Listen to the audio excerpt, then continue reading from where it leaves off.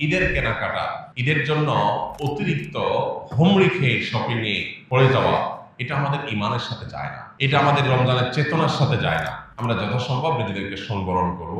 আর ঈদের শপিং যদি করতে যাই, আমার আশেপাশে থাকা বহু মধ্যবিত্ত, নিম্ন মধ্যবিত্ত, বহু গরিব, অভাবী, অসহায় মানুষ আছে যারা মানুষের কাছে হাত পাততে পারে না। তাদের বাসা বাড়িতে বহু তিন পরিবার আছে, বহু বাচ্চাহারা বাবা আছে, বহু মা হারা বাচ্চা আছে, বাবা হারা বাচ্চা আছে। তাদেরকে আমরা এই ঈদ উপলক্ষে আমার বাচ্চাদের সাথে সাথে তাদের জন্য আমরা শপিং করার চেষ্টা করব। আমাদের বাচ্চাদের সামনে যে সমস্ত ভিডিও ফুটেজগুলো আসে ঈদের কেনাকাটা, সেগুলো হলো উন্মাদনা। বিশাল বাজেট নিয়ে গেছে, এই সবটুকু আমার, সব টাকা দিয়ে আমি কিনবো, যা খুশি তা করবো। এগুলো মনুষ্যত্ব নয়, এগুলো কোনো কোনো ক্ষেত্রে পশুত্ব। মনুষ্যত্ব হলো যে আমি আমার ঈদের বাজেট দিয়ে এটা কিনবো আমার জন্য, এটা কিনবো আমার প্রতিবেশীর জন্য, এটা কিনবো আমার গরিব বন্ধুটার জন্য, এটা কিনবো আমি আমার অমুক আত্মীয়ের জন্য। সবাইকে আমার ঈদের আনন্দের সামিল করার চেষ্টা করব।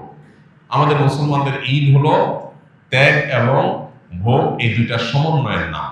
শুধু ভোগ এটা কখনো ঈদ হতে পারে না। মুসলমানের ঈদে অন্তত শুধু ভোগ থাকতে পারে না। বিধায় আমাদের ঈদের আনন্দের জন্য শুধু আমাদের জন্য না হয়, আশপাশের জন্য হয়। আমাদের বাজেটের একটা অংশ যেন অন্যদের সঙ্গে শেয়ার করে আমরা করতে পারি।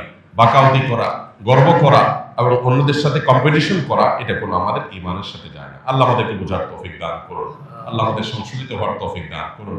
রমজানের শেষ দশকটা আমরা শপিং মলে না কাটিয়ে মসজিদে ইবাদত বন্দেগীতে আমরা কাটাবার চেষ্টা করবো ইনশাআল্লাহ।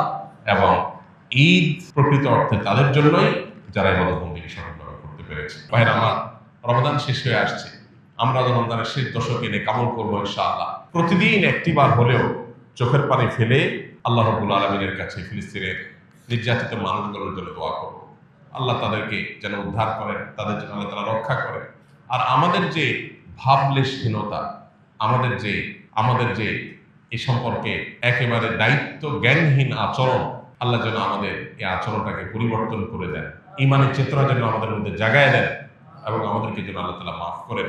আমাদের ভাই বোনদেরকে যেন আল্লাহ তাআলা সান্ত্বনা নসিব করেন, তাদের কষ্টকে আল্লাহ যেন দূর করে দেন, তাদের মৃতদেরকে আল্লাহ শহীদ হিসাবে কবুল করে নেন, তাদের জীবিতদেরকে আল্লাহ তাআলা শক্তি সামর্থ্য দান করেন, মুসলিম শাসকদের ঈমানের শক্তি আল্লাহ তাআলা শানিত করে দেন, তাদের ঈমানের দায়িত্ব পালন করার তৌফিক দান করুন।